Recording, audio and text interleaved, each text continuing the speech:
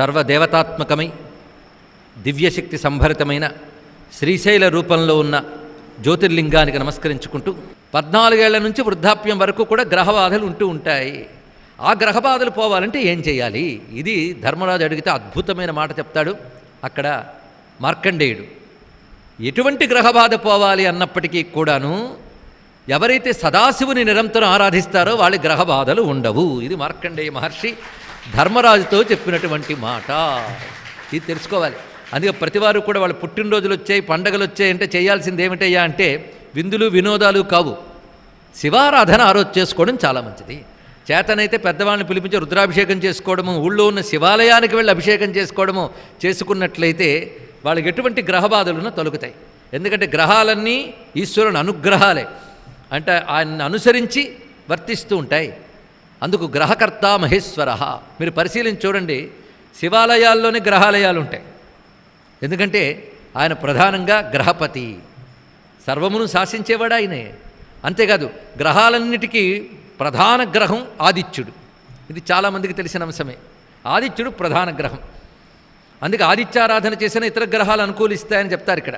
అందుకే నక్షత్రగ్రహతారాణం అధిపో విశ్వభావన తేజసామపి తేజస్వి ద్వాదశాత్మన్ నమోస్తుతే అని ఆదిత్య హృదయంలో మనం చదువుకుంటున్నాం. ఆదిత్యుడు ప్రధానం గ్రహాలకైతే ఆదిత్యుడికి ప్రధానం శివుడు. ఇది తెలుసుకోవాల్సిన అంశం. ఇది జ్యోతిష్శాస్త్రం తెలిసిన ఎవరికైనా తెలుసు, కాస్త పూజలు పునస్కారాలు అలవాటైన వాళ్ళకి ఇంకా తెలుసు. మనం సత్యనావ్రతం చేసినప్పుడు కూడాను అధిదేవత ప్రత్యధిదేవత సహితంగా ఒక్కొక్క గ్రహాన్ని ఆవాహన చేస్తాం. అందులో సూర్యుడిని ఆవాహన చేసినప్పుడు అధిదేవతను అగ్నిగాను ప్రత్యదేవతని రుద్రుడుగాను చెప్తారు.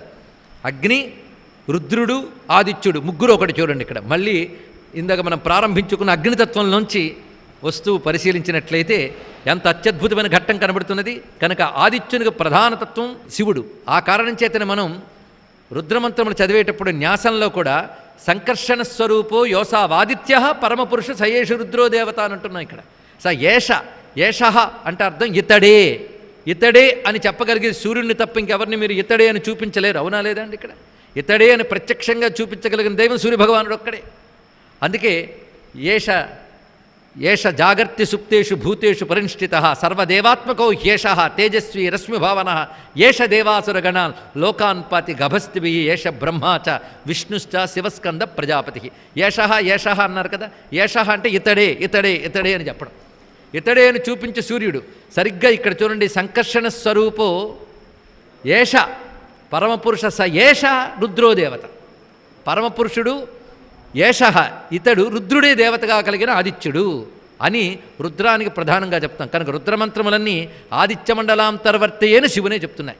అందుకే మండలాంతర్గతం హిరణ్మయం భ్రాజమాన వపుషం శుచిస్మితం చండదీదితం అఖండిత ద్యుతిం చింతయేన్ముని సహస్ర సేవితం అని రుద్రమంత్రాలకి ధ్యాన శ్లోకంలో చెప్పారు ఇక్కడ. అదేవిధంగా రుద్రంలో ఆదిత్యాత్మకమైన మంత్రములు అసౌ యస్తామ్రో అరుణ ఉత బభ్రు సుమంగళ. ఆ మంత్రాల దగ్గర ఇతడే తామ్రుడు, ఇతడే అరుణుడు, ఇతడే బభ్రుడు అన్నారు. అంటే మొట్టమొదటి తామ్రంగా మంచి ఎర్రగా కనబడతాడు, తర్వాత కాస్త ఆ ఎరుపు విరిగా అరుణవర్ణం, లేత ఎరుపు వర్ణం, తర్వాత బంగారు రంగులోకి వస్తున్నది ఇతడే. ఎలా మారినా ఈయన సుమంగళ, లోకానికి మంగళం కలిగించేవాడు. అందుకే సూర్యుడి కంటే మంగళం మరొకటి లేదండి. అందుకే ఏ రోజు సూర్యుడు కనబడ్డా ఆ రోజు దుర్దినం అని పేరు. మేఘములు ఆక్రమించుకొని సూర్యుడు ఒక్క కాసింత కూడా కనబడకపోతే ఆ రోజు దుర్దినం అంటారు. అందుకే చాలామంది సూర్యభగవానుడు కనబడిన రోజున భోజనం చేయరు సూర్యభక్తులు. అంటే సూర్యుడు కనబడితేనే సుదినం, అది సుమంగళ. చూడండి, సూర్యుడు సుమంగళుడు అని కిరణాలు తాకితే మనం మంగళమవుతాం. అది ఉదయించాక సూర్యభగవానుడి యొక్క కిరణములు శరీరములు తగిలేటట్టు నిలబడి నమస్కరిస్తే వాడు సూర్యకిరణముల చేత స్నానం చేయబడి శుద్ధుడవుతాడు. ఇవన్నీ ఎందుకు చెప్తున్నామంటే ఇవన్నీ భారతంలో ఉన్నవే చెప్తున్నాం, లేనివి ఎక్కడ చెప్పట్లేదు. భారతం ఆధారం చేసుకుంటూ ఇతర గ్రంథములు కలబోసుకుంటూ రేపటి నుంచి శివభక్తిని పెంచుకొని శివుని సూర్యుని అభిన్నంగా చూడడం అనేది అలవాటు చేసుకోవాలి. అందుకే ఆదిత్యంచ శివం విద్యాత్ శివమాదిత్య రూపిణం ఉభయోరంతరం నాస్తి ఆదిత్యస్య శివస్య చ. ఇది మాట చెప్పారు. ఆదిత్యునికి శివునికి భేదం లేదు. అందుకే ఆదిత్యుడు 12 సంఖ్యతో ఉంటాడు. ఒక సంవత్సర కాలంలో ఆదిత్యుడు మాసానికి ఒక నామం చొప్పున్న సంవత్సర కాలంలో 12 రూపాలతో ఉంటాడు. ఆయన 12 రూపాలతో ఉంటేనే సంవత్సర చక్రం తిరుగుతుంది. ఎప్పుడు ఒకేలా ఉంటే ఋతువులు మారో కాలం మారదు. ఆయన ఒక్కొక్క మాసంలో ఒక్కొక్కలాగుంటూ సంవత్సరాత్మకుడే మనల్ని అనుగ్రహిస్తున్నాడు. 12 కదా ఆదిత్యుని యొక్క స్వరూపం. పరంజ్యోతి అయిన శివుడు ఆ జ్యోతిర్లింగం మన కంటికి కనబడదు. అది విశ్వమంతా నడుపుతూ మహజ్యోతి అయినప్పటికీ ఈ నేత్రాలతో చూడలేం. మన నేత్రాలతో చూస్తున్న జ్యోతి సూర్యుడే, ఇది తెలుసుకోండి ఇక్కడ. అందుకు కనబడుతున్న శివుడు ఎవరయ్యా అంటే సూర్యుడే, ఇది గ్రహించాలి. కొందరు శివలింగం కనబడలేదండి అంటే గొప్ప జ్యోతిర్లింగం ప్రతిరోజు పొద్దున్న ఆకాశంలో వస్తుంది. తేడా ఎక్కడొచ్చిందంటే అది శివుడని నీకు తెలియదు, అదొక్కడే తేడా. ఇంక రేపటి నుంచి జ్యోతిర్లింగాన్ని చూసాం అనుకోండి, ఆయనే పెద్ద జ్యోతిర్లింగం. ఆదిత్యులు ఎంతమంది? ఇప్పుడే 12 కదా. జ్యోతిర్లింగాలన్నీ 12. అక్కడే పరిశీలించండి. ఎంత చక్కటి ఆ సంఖ్య చెప్పడంలో ఆదిత్యాత్మకమై శివజ్యోతి అని చెప్పడం కోసం ఈ విషయాన్ని చెప్పారు ఇక్కడ. ఇది ప్రధానమైన అంశం. అందుకే దేవతలందరూ కలిసి శివుని వద్దకు వెళ్ళినప్పుడు శివుడితో ఒక ప్రశ్న వేస్తారు. స్వామి, నిన్ను ఆరాధించాలి అంటే ఏ రూపంలో ఆరాధిస్తే నువ్వు సులభంగా అనుగ్రహిస్తావో చెప్పు అన్నారు. ఎందుకంటే దేవతలకు ఒక లక్షణం ఉంది, లోకక్షేమం కలిగించడమే వాళ్ళ లక్షణం. అది మన కోసం వాళ్ళ ప్రశ్న వేశారు పరమేశ్వరుని. అప్పుడు పరమేశ్వరుడు ఒక అద్భుతమైన రూపాన్ని చూపించాడు. ఆ రూపం ఏమిటంటే ఆదిత్యమండలం. ఆదిత్యమండలంలో బంగారు రంగుతో శివుడు గురించి బంగారు రంగు వాడిని ఎక్కువ వర్ణించారండి ఇక్కడ. అందుకే సువర్ణాయ నమః, సువర్ణలింగాయ నమః అంటాం ఇక్కడ. సువర్ణలింగం ఆయన, అదే మండలం. అచ్చం సూర్యుడిని చూడండి, లింగాకారంలోనే ఉంటాడు. పరిశీలించండి ఇక్కడ. చిత్రం ఏంటంటే ఒక మహాశక్తి ఆవిర్భవించినప్పుడు వృత్తాకారంలోనే ఉంటుంది, తర్వాత మిగిలిన ఆకారాలను వస్తాయి. ఆ వృత్తమే బిందువు. అందుకు మహాజ్యోతి వృత్తాకారం, అందుకే శివలింగం వృత్తాకారం. శివలింగం అంటే ఏంటో గ్రహించాలి ఇక్కడ. అలానే మహజ్యోతి అయినటువంటి కాంతి మండలం కూడా కనబడింది. ఆ కాంతి మండల మధ్యంలో పరమేశ్వరుడు గోచరించాడు. మీరు గమనించినట్లయితే నటరాజ విగ్రహం చూడండి, ఒక కాంతి మండలంలో ఉంటుంది. సాధారణంగా మన ఆర్చ్ అంటాం దాన్ని. ఆ మండలానికి అర్థం ఏంటంటే ఆదిత్య మండల మధ్యలో ఉన్న పరమాత్మ అని అర్థం అక్కడ. అది తెలుసుకోండి. అలాగే బ్రహ్మాండ మండలం, ఆదిత్య మండలం, అణుమండలం, ఆ మండలమే అది. మండలాంతర్గతం అందులో గోచరించాడు పరమేశ్వరుడు, బంగారు రంగుతో గోచరించాడు. అప్పుడు చెప్తున్నాడు, నన్ను ఆదిత్య మండలంలో ఎవరు భావిస్తూ ఉపాసన చేస్తారో వారికి నేను ఇహలోక పరలోక సుఖములు ఇవ్వడమే కాకుండా కైవల్యాన్ని కూడా ప్రసాదిస్తున్నాను అని స్వామి ఇచ్చిన అభయం. అక్కడ ఒక మంత్రాన్ని కూడా చెప్తాడు. శ్రీశైలంలో మనం అది చెప్పుకోవడం మనందరికీ క్షేమంకరం అని చెప్పుకుంటున్నాం. ప్రతిరోజు ప్రవచనంలో భగవద్ విషయంతో పాటు సాధనకు అనుకూలమైన ఏదో ఒక మంత్రాన్ని మనం చెప్పుకుంటున్నామని చాలామంది ఈపాటికి గ్రహించి ఉంటారు. ఒకవేళ పొరపాటును శ్రద్ధగా విని ఉంటే కదా. మొన్నటి రోజున మనం 8 మంత్రాలు చెప్పుకున్నాం. శివాయ నమః, మహేశ్వరాయ నమః, రుద్రాయ నమః, విష్ణవే నమః, పితామహాయ నమః, సంసార వైద్యాయ నమః, సర్వజ్ఞాయ నమః, పరమాత్మనే నమః. దానికి తోడు మరొక మంత్రం చెప్పాం, శ్రీ విష్ణు రూపాయ నమశివాయ. ఇవాళ మరొక మంత్రం చెప్తున్నారు. శ్రద్ధగా పరమేశ్వరుడు శ్రీశైల క్షేత్రంలో మనందరికీ ఉపదేశించాడు అనుకుందాం. ఎందుకంటే ఇక్కడ చెప్పేదేవి నా మాటలు కావు, అన్ని ఋషుల మాటలే కనుక మీకు నాకు కూడా ఉపదేష్ట పరమేశ్వరుడే.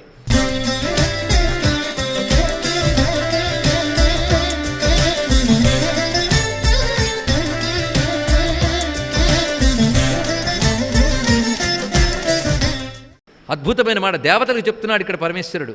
నమశివాయ సాంబాయ సగణాయ ఆదిహేతవే రుద్రాయ విష్ణవే తుభ్యం బ్రహ్మణే సూర్యమూర్తయే. ఈ మంత్రం ఒక్కసారి అందామా అందరం? నమశివాయ సాంబాయ సగణాయ ఆదిహేతవే రుద్రాయ విష్ణవే తుభ్యం బ్రహ్మణే సూర్యమూర్తయే. ఇందులో ఈ మంత్రం ఎంత పరిపూర్ణంగా ఉందో ఒక్కసారి పరిశీలిద్దాం. మొట్టమొదటి పంచాక్షరే ఉంది, నమశివాయ. ఎలా ఉన్నాడో శివుడు? సాంబాయ, అలా ధ్యానించాలి. అమ్మతో ఉన్నట్ట. ఇదొకటండి. అందుకే సౌరమండల మధ్యస్థం సాంబం సంసార భేషజం నీలగ్రీవం విరూపాక్షం నమామి శివమవ్యయం. అది చూపించారు ఇక్కడ. సూర్యమండలంలో అమ్మతో ఉన్నటువంటి శివుని ఎవరైతే ధ్యానం చేస్తారో వాళ్ళకి అన్ని రోగాలు పోతాయి. చిట్ట చివరికి అన్ని రోగాలకి మూలమైన సంసార రోగం కూడా పోయి మోక్షం లభిస్తుంది అన్నాడు. ఇంకేం కావాలి ఇక్కడ? అవిద్య అనబడే రోగం కూడా పోగొడతాడు. అందుకే ఆయన పేరు సంసార వైద్యుడు అని పేరు ఇక్కడ. అందుకు మొట్టమొదటి నమశివాయ సాంబాయ. ఎలా ఉన్నాడు? సగణాయ. సూర్యమండలంలో స్వామి చుట్టూ విశ్వాన్ని నిర్వహించే దేవతాగణములు అనేక మంది ఉంటారు. మొత్తం 84 గణాలు ఉంటాయండి అక్కడ స్వామి చుట్టూ.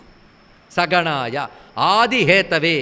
సృష్టంతటికి ఆది మూలము గనక ఆదిహేతవే. ఆదిలో ఉంటాడు గనక ఆదిత్య అని అర్థం చెప్పారు. ఆదియందు ఉన్నవాడు ఆదిత్యుడు. అందుకే ఆదిత్య శబ్దం అంత విశేషమైనది. అందుకే ఆదిహేతవే. ఆదిహేత అయిన శివుడు ఎవరు? రుద్రాయ విష్ణవే తుభ్యం బ్రహ్మణే. చూడండి, ఇక్కడ శివుడు బ్రహ్మ విష్ణు రుద్రాత్మకుడు, అంతేకాని ముగ్గురులో ఒకడు కాదు, ముగ్గురు ఒక్కడైన వాడు శివుడు. ఇది తెలుసుకోవాలి ఇక్కడ. అందు ముగ్గురులో ఒకడనుకుని ఒకరిలో ఒకరికి భేదం చూడకుండా ముగ్గురు ఒకడైన శివుడే అని మనం ఆ సూర్యమండలంలో ధ్యానించాలి అన్నారు ఇక్కడ. అలా నమస్కరించమన్నారు. అందుకే రుద్రాయ విష్ణవే తుభ్యం బ్రహ్మణే సూర్యమూర్తయే. మొత్తం సమగ్రమైన మంత్రం ఇది. ఈ మంత్రంతో సూర్యమండలంలో నన్ను ఎవడు ధ్యానించి నమస్కరిస్తాడో వాడిని అనుగ్రహిస్తాను అన్నాడు. ఇంకొక రహస్యం సూర్యుడికి రుద్రునికి ఉన్నటువంటి అనుబంధం. ఎందుకంటే భారతంలో ఆదిత్యోపాసన చాలా చోట్ల కనబడుతుంది. అందులో చెప్పబడ్డ శివతత్వాన్ని కూడా ఇక్కడ మేళనం చేసుకుని మీకు అందించడం జరుగుతుంది ఇక్కడ. అందులో సూర్యుడికి రెండు ఇష్టం, అర్ఘ్యము నమస్కారము. చాలామందికి తెలుసు, నమస్కార ప్రియ సూర్య. అర్ఘ్యము నమస్కారము సూర్యునికి ప్రీతిపాత్రం, అందుకే సూర్య నమస్కారాలు అని చేస్తారు. అలాగే శివ సంబంధమైన వేదమంత్రాల్లో రుద్ర నమకం. నమకం అంటే నమస్కార బాహుళ్యాత్ నమకం. నమస్కారాలు ఎక్కువ ఉంటాయి కనుక దాని పేరు నమకం. నమస్కారం ఎవరికి చేయాలి? సూర్యుడికి కదా. మరి రుద్ర నమకం అని రుద్రుడికి నమస్కార బాహుళ్యం చెప్పారు అంటే సూర్యస్వరూపుడైన రుద్రుడైన అర్థం. ఇది గ్రహించవలసిన మరొక అద్భుతమైన అంశం అండి ఇక్కడ.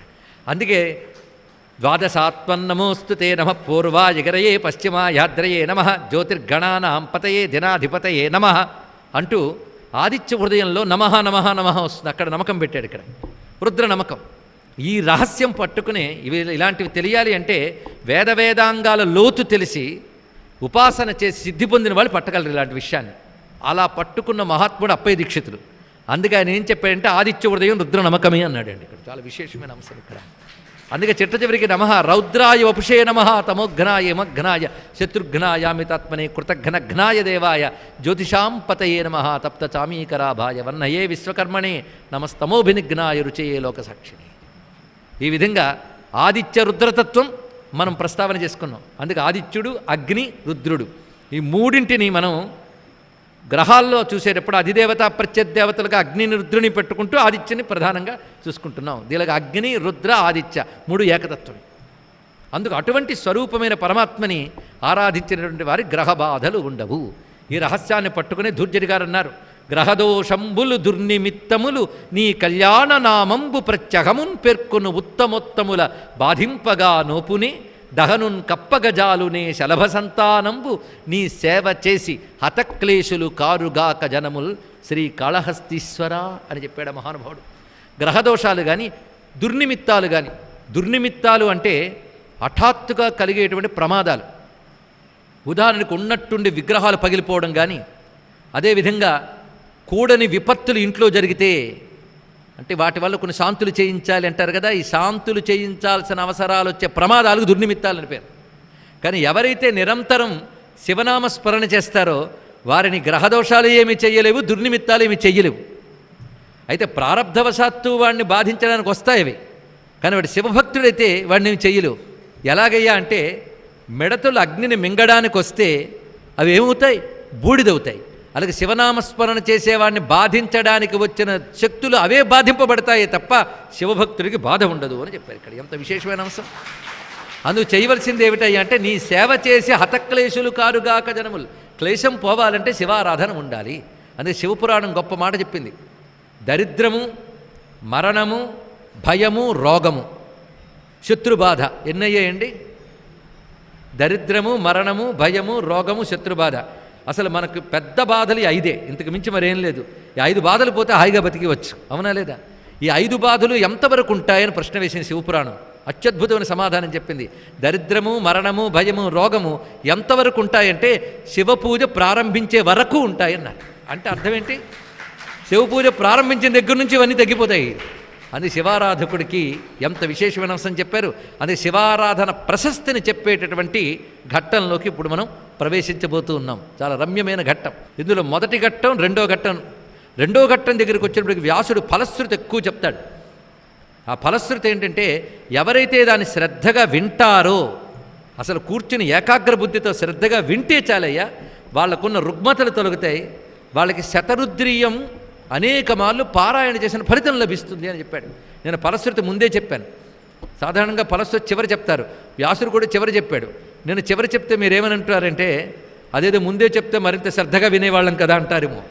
అందుకే నేను ముందే చెప్పాను. ఇవాళ ఘట్టం మాత్రం విన్నవాళ్ళు అదృష్టవంతులు, అంతకు మించి ఏం చెప్పలేం. అంత రమ్యమైన ఘట్టం.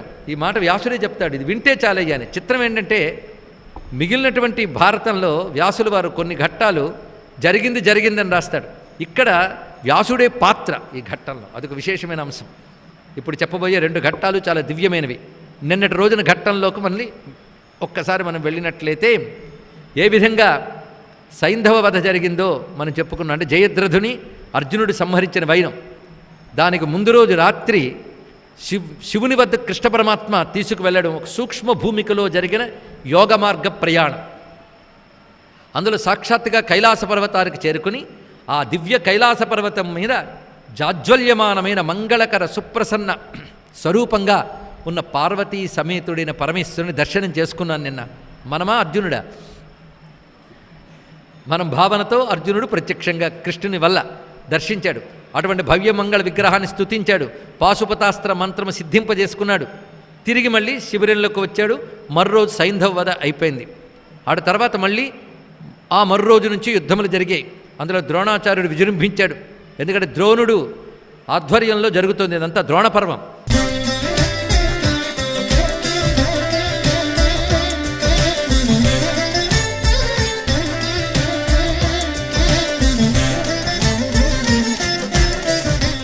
ఆ ద్రోణుడు సామాన్యుడు కాడు, బహుళాస్త్ర విధుడు. ఆయన పుత్రుడు అశ్వత్థామ. వీళ్ళు కౌరవుల వైపు ధర్మబద్ధంగా ఉంటూ యుద్ధం చేస్తున్నప్పటికీ పాండవులపై ప్రీతి ఉంది. కానీ ధర్మానికి కట్టుబడి వాళ్ళ యొక్క ప్రతాపాన్ని దాచుకోకుండా కౌరవుల పక్షంలోనే యుద్ధం చేశారు. మొత్తానికి ద్రోణవధ అయ్యింది. ద్రోణవధ ఎలా అయిందో ఇప్పుడు చెప్పవలసిన అవసరం లేదు, మన అంశం అది కాదు గనక. ద్రోణుడు వధింపబడ్డాడు. అసలు ఎప్పుడైతే ఆ మహానుభావుడు అప్రియం విన్నాడో అప్పుడే యోగ సమాధిలో తన యొక్క దివ్య తేజస్సుని శరీరం నుంచి విడిచిపెట్టి వెళ్ళిపోయాడు బ్రహ్మలోకానికి ద్రోణుడు. చిత్రం అయితే ద్రోణుని వధించడానికై అగ్నిహోత్రం నుంచి పుట్టాడు దృష్టద్యుమ్నుడు గనక అప్పటికే శరీరాన్ని విడిచిపెట్టిన ద్రోణుని శరీరాన్ని పట్టుకుని దృష్టద్యుమ్నుడు శిరస్సును ఖండించాడు. అప్పటికే శరీరం విడిచిపెట్టి బ్రహ్మలోకానికి వెళ్ళిపోయాడు ద్రోణుడు. శరీరాన్ని ఖండించాడు. ఎందుకు? దృష్టద్యుమ్నుడు పుట్టిందా అందుకోసం కనుక పనిచేశాడు. అయిపోయింది. ఆ తర్వాత అటు ఇటు కూడా దుఃఖం ఆవహించింది. ఎందుకంటే పాండవులకు కూడా గురువు గనక వాళ్ళు దుఃఖితులయ్యారు. అటువంటి పరిస్థితులు ఉన్నారు. ద్రోణవధ పూర్తయింది. అది జరిగేటప్పటికి మధ్యాహ్న కాలం, ఇంకా యుద్ధానికి సాయంకాలం వరకు సమయం ఉంది కదా. అప్పుడు కోపోద్రిక్తుడయ్యాడు అశ్వత్థామ. కోపోద్రిక్తుడే ఆయన చేసిన పని సామాన్యమైంది కదా. అశ్వత్థామ సామాన్యుడు కాడు, అతడు మహారుద్రభక్తుడు. అది ఆ జన్మలోనే కాదు, గత జన్మల్లోంచి కూడా రుద్రభక్తుడు. అందుకే మహా తేజస్వి చిరంజీవి, మర్చిపోరాదు. ద్రోణుడు కూడా మహాతపస్వి. వాళ్ళ పుట్టుకలే వేరండి, చాలా దివ్యమైన పుట్టుకలు వారివి. అశ్వత్థామ గొప్ప తపస్వి, పాండవులపై ప్రీతి కలవాడే. కానీ ఈరోజు ఎప్పుడైతే తన నాన్న మరణించాడో చాలా మహాకోపోద్రిక్తుడై విజృంభించాడు. ఆ విజృంభణ సామాన్యం కాదు. ఇంకా అశ్వత్థామ అధీనంలోనే సైన్యమంతా నడిచింది. దుర్యోధనుడికి కాస్త ఊరట దొరికింది. ఇవాళ మాత్రం అశ్వత్థామ ఎలాగైనా పాండవులందరినీ సంహరించేస్తాడు, పాండవుల సేనల్ని నశింపజేస్తాడని ధైర్యం కలిగింది. ఎందుకంటే అశ్వత్థామ ప్రతాపం అంతటిదే. సర్వసృష్టి సంహారకమైన అస్త్రశక్తులు ఉన్నాయి అతని దగ్గర. ఇది ఆశ్చర్యకరమైన అంశం. సర్వసృష్టి సంహారకర అస్త్రశక్తులు. అటువంటప్పుడు పాండవ సేన అంతా ఆ 7 అక్షోహిణ సేనల్లో కొంత పోయింది ఇప్పటికే.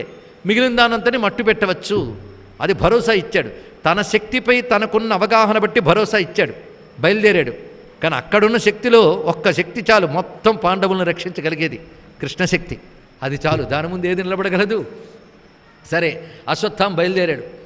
ఆ బయలుదేరినప్పుడు వేసిన అస్త్రములు సామాన్యం కాదండి. ఆ యుద్ధ వర్ణన చదువుతుంటే ఒళ్ళు గగుర్పొడుస్తుంది. అంత బీభత్సంగా యుద్ధం చేస్తాడు అశ్వత్థామ. అందులో ఆయన వేసినటువంటి బాణములు, శస్త్రములు, అస్త్రములు, వీటి ధాటికి పాండవీరులైన భీముడు మొదలైన వాళ్ళు నిలవలేకపోతారు. ఆ సమయంలో మహానుభావుడైన అర్జునుడు సోమకులు అనే గుంపుతో యుద్ధానికి వెళ్తాడు. అప్పుడు భీముడు మొదలైన వాళ్ళు ఎదుర్కొంటారు. కొంతసేపటికి ఆ సోమకుల్లో కొందరిని సంహరించి అర్జునుడు మళ్ళీ పాండవుల వైపు వచ్చి అశ్వత్థామతో యుద్ధానికి తలపడతాడు. చాలా తీవ్రమైన యుద్ధం జరుగుతుంది ఆ సమయంలో. అప్పుడు అశ్వత్థామ నారాయణాస్త్రాన్ని ప్రయోగిస్తాడు. అక్కడ ఆ నారాయణాస్త్రం ప్రయోగించినప్పుడు సామాన్యం కాదు. అస్త్రం నుంచి అనేక వేల సంఖ్యలో రకరకాల ఆకారాల బాణాలు వెలుకు వస్తాయి. ఆ బాణములన్నీ జ్వాలలు వెదజల్లుతూ మొత్తం పాండవ సేనలని దగ్ధం చేయడానికి సిద్ధపడతాయి. వీళ్ళు ఆయుధాలు వేస్తూ ఉంటే ఆయుధాలతో సహా వాళ్ళని కబళించడానికి వస్తూ ఉంటుంది అగ్ని. అప్పుడు కృష్ణ పరమాత్మ ఒక్కసారి చూస్తాడు. చూసి అర్జునుడికి సైగ చేస్తాడు. అర్జునుడు అర్థం చేసుకుంటాడు. ఎందుకంటే అస్త్రం యొక్క లక్షణం ఏంటో తెలిసినవాడు అర్జునుడు. కేవలం పరాక్రమం ఉంటే సరిపోదు. అస్త్రం యొక్క లక్షణం ఏంటి, ఆనుపానులేమిటి, ప్రయోగ ఉపసంహారములేమిటి, ఇన్ని తెలియాలి. ఎప్పుడైతే కృష్ణ పరమాత్మ విషయం సైగ ద్వారా అర్థం చేసుకున్నాడు అర్జునుడు కూడా వెంటనే రథం నుంచి దిగిపోయి కృష్ణ పరమాత్మ అందరికీ తెలియజేశాడు. ప్రతివారు కూడా ఇంకా ఆయుధాలు ప్రయోగించకుండా ఆయుధాలు విడిచిపెట్టి రథాలు దిగిపోయి అస్త్రానికి నమస్కారం చేయండి అని చెప్పాడు. ఇక్కడ వెంటనే అందరూ దిగిపోయి నమస్కరించారు. ఒక్క భీముడు మాత్రం మహాపరాక్రమంతో ఉంటూ అశ్వత్థామ ప్రయోగించిన అస్త్రాన్ని నేను ఇవాళ తుత్తినీయులు చేస్తాను అని తన ప్రతాపాన్ని చూపించబోతున్నాడు. వెంటనే నారాయణాస్త్రము నుంచి వస్తున్న శక్తులన్నీ భీముడి వైపు రావడం మొదలుపెట్టాయి. భీముడు శౌర్యంతో ఎదుర్కొంటున్నాడు. కృష్ణార్జునులు చూసి అంటున్నాడు, ఏమిటి కిందకు దిగిపోయారు, మీరు యుద్ధం చేయండి, ఇది క్షత్రియ ధర్మం కాదు, ఆయుధాలు విడిచిపెట్టకండి, యుద్ధం చేయండి అంటున్నాడు. వెంటనే చూసి కృష్ణుడు ఒక్క ఉదుటున అర్జునుడితో కలిసి భీముడు రథంలోకి వెళ్ళి భీముని కిందకి లాగేశాడు. ఇది ప్రతాపం చూపించకూడదు. ఏ అస్త్రాన్ని ఎలా ఎదుర్కోవాలి, నారాయణాస్త్రం శాంతించాలి అంటే ఆయుధాలన్నీ విడిచిపెట్టి రథాలు దిగిపోయి శరణవేడి నమస్కరిస్తే నారాయణాస్త్రం ప్రసన్నమవుతుంది. అది అస్త్ర లక్షణం. అందుకని ప్రతాపాలు చూపిస్తే లాభం లేదు అని చెప్పగానే భీముడు కూడా రథం దిగి నమస్కరించాక నారాయణాస్త్రం శాంతించింది. ఆశ్చర్యపోయాడు అశ్వత్థామ. ఇది కానీ నేను వేస్తే ఎవడూ మిగలడు అనుకున్నాను, అందరూ క్షేమంగానే ఉన్నారు. ఏమైనా ఎందుకంటే నారాయణాస్త్రం ఎవరి మీదకి వెళ్ళింది, నారాయణుడు ఎవరికి రక్షగా ఉన్నాడు వాళ్ళ మీదకి వెళ్ళింది. నారాయణుడు రక్షించుకోడు, ఆ విధంగా రక్షించాడు నారాయణుడైన శ్రీకృష్ణ పరమాత్మ. అప్పుడు దుర్యోధనుడు చూసి, నేను చాలా ఆశపడ్డానయ్యా అశ్వత్థామ, ఆ అస్త్రంతోనే ఇవాళ మొత్తం పాండవుల పని పూర్తి అనుకున్నాను, మళ్ళీ ప్రయోగించన్నాడు. నేను మళ్ళీ ప్రయోగించను, ఎందుకంటే దానికి మళ్ళీ ప్రయోగించలేము, ఒకసారి ప్రయోగించక నారాయణాస్త్రాన్ని మళ్ళీ ప్రయోగించలేమని. అప్పుడు అర్జునుడు ఒక మాట అంటాడు, నేను నా గాంధీవాన్ని ఎవరి ముందు ఎత్తను అంటే ముగ్గురు ముందు ఎత్తానని చెప్పాడు. చాలా ముఖ్యంగా తెలుసుకోవాల్సింది, వాళ్ళ ముందు నా గాంధీవం దించి నమస్కరిస్తాను, ముగ్గురికి నమస్కరిస్తానన్నాడు. గాంధీవం దించి, అది ఒకరు గోవులు, రెండవది వేదవేత్తలు, మూడవది నారాయణాస్త్రం. ఈ మూడింటి దగ్గరకు వచ్చినప్పటికల్లా నా ఆయుధాలు దించి నమస్కరిస్తానన్నాడు అర్జునుడు. చూడండి గోవుల గురించి ఎంత గొప్పగా చెప్పాడో ఇక్కడ. వాటికి నమస్కరించవలసిందే, వాటి ముందు నేను ధనుసు పట్టుకు తిరగను, అందుకే నారాయణాస్త్రం వస్తే నమస్కరిస్తాను అంటే అర్జునుడు నిగ్రహ సంపన్నుడు. చూడండి, ప్రతాపాలు ఉంటే సరిపోదు, ధర్మం ఉండాలి. అర్జునుడి దగ్గర అది ఉంది. మిగిలిన వాళ్ళ దగ్గర ప్రతాపాలు ఉన్నాయి కానీ ధర్మం లేదు. ఆ వినయం ఉండాలి. అస్త్రములు దేవతాస్వరూపాలు, వాటి పట్ల ఆ వినయ సంస్కారం, భక్తి చూపించాలి. అది చూపించాడు అర్జునుడు, అది కోల్పోయాడు అశ్వత్థామ. ఇది తెలుసుకోవాల్సింది. మొత్తానికి ఆ తర్వాత ఎప్పుడైతే జరిగిందో మళ్ళీ యుద్ధం ప్రారంభమైంది. ఈ యుద్ధం జరిగేటప్పుడు భీముణ్ణి అల్లల్లాడించాడండి అశ్వత్థామ. సామాన్యం కాదు ఇక్కడ. అందుకంటే యుద్ధంలో మహాప్రతాపం చూపించిన వాళ్ళు భీముడు, అర్జునుడు, వాళ్ళ ముందు ఎవరు నిలవలేరు. అలాంటి భీమసేనుడు, ఎందుకంటే కర్ణుడు కూడా కుంతికి మాటిస్తాడు, నీ పుత్తుల్ని పట్టుకుంటే విడిచిపెడతాను, కానీ భీముడిని మాత్రం పట్టుకోలేకపోతాడు. ఇది తెలుసుకోండి, భీముడు అంత ప్రతాపశాలి. అలాంటి భీమసేనుడు యుద్ధం చేయడానికి వెళ్ళినప్పుడు అశ్వత్థామ చూపించిన పరాక్రమానికి భీమసేనుడి యొక్క రథం దెబ్బతింటుంది, సారథి దెబ్బతింటాడు. అప్పుడు గుర్రములు సుడి తిరిగి భీముని తీసుకెళ్ళిపోతాయి. ఆ సమయంలో అర్జునుడు యుద్ధానికి వస్తాడు. అర్జునుడు వచ్చినప్పుడు అశ్వత్థామికి అర్జునుడికి జరిగిన యుద్ధం అంతా ఇంతా కాదు. అందులో అర్జునుడు అశ్వత్థామని చాలా కఠినంగా మాట్లాడతాడు ఆ సమయంలో. ఇదంతా సంజయుడు ధృతరాష్ట్రుడితో చెప్తూ ఉంటే ధృతరాష్ట్రుడు అంటాడు, అశ్వత్థామ అంటే చాలా భక్తి కదా అర్జునుడికి, ఎందుకు అంత కఠినంగా మాట్లాడంటే ఆయన చేసిన పనులు అలాంటివి కనుక అప్పుడు కఠినంగా మాట్లాడాడయ్యా. మాట్లాడి యుద్ధం చేస్తున్నాడు. అప్పుడు అర్జునుడికి అశ్వత్థామకి జరిగిన యుద్ధంలో అనేక రకాల అస్త్రాలను ప్రయోగించాడు అశ్వత్థామ. వాటంటికి జవాబు చెప్పాడు అర్జునుడు. చిట్ట చివరికి ఆగ్నేయాస్త్రం తీశాడు. ఆశ్చర్యకరమైనది. అప్పుడు దుర్యోధనుడు అంటున్నాడు, ఇవాళ ఇంక పాండవ సేన సరి, ఈ ఆగ్నేయాస్త్రం సామాన్యం కాదు, ఇది సర్వజగత్ సంహారకమైన శక్తి కలిగినది, అది ఇవాళ ప్రయోగిస్తున్నాను, లేకపోతే అర్జునుడిని తట్టుకోవడం కష్టం, ఇది ఇవాళ ప్రయోగిస్తున్నాను. ప్రయోగించాడు ఆగ్నేయాస్త్రం. ఆగ్నేయాస్త్రం దాడి ఎలా జరిగిందనేది వరుసగా కొన్ని 10 శ్లోకాలు వర్ణించాడు మహానుభావుడు వ్యాస భగవానుడు. ఆ ఆగ్నేయాస్త్రం ప్రయోగించగానే దాని నుంచి అనేక రకమైన అగ్నిజ్వాలలు వెదజల్లుతున్న రకరకాల బాణాది రూపములు వెలికి వచ్చి తగలబెట్టడం మొదలుపెట్టింది. ఒక అక్షౌహిణి సేన అంతా ధ్వంసమైందండి. అక్కడ పాండవుల వైపు ఉన్న ఒక అక్షౌహిణి సేన అంతా, ఎందుకంటే అక్కడ ఎదురుగా ఉన్నది అర్జునుడు, కృష్ణుడే. మిగిలిన పాండవులు మిగిలిన వాళ్ళతో యుద్ధం చేస్తున్నారు. ఈ అర్జునుడు కృష్ణుడిని ఆధారం చేసుకుంటూ ప్రయోగించాడు ఆయన. కనుక వాళ్ళ వెనకాల ఉన్న ఒక అక్షౌహిణి సేనని మొత్తం తగలబెట్టేసింది. ఇది మొత్తం మబ్బులా పొగ కమ్మేసింది. వాడు ఏమనుకున్నాడంటే అశ్వత్థామ ఇంత కమ్మింది గనక అందరూ దగ్ధమైనట్టే గోచరిస్తున్నది, కృష్ణార్జునుల పని కూడా అయిపోయి ఉంటుంది అనుకున్నాడు. చిత్రం ఏంటంటే అర్జునుడు ఒక్కసారి సంకల్పించి వారుణాస్త్రాన్ని ప్రయోగించాడు. ఆశ్చర్యకరంగా ఆగ్నేయాస్త్రం చెదిరిపోయింది. ఇక్కడ మబ్బు కూడా పొగలు చెదిరిపోయి క్షేమంగా రథం మీద కృష్ణార్జునులు దర్శనమిచ్చారు అశ్వత్థామకి.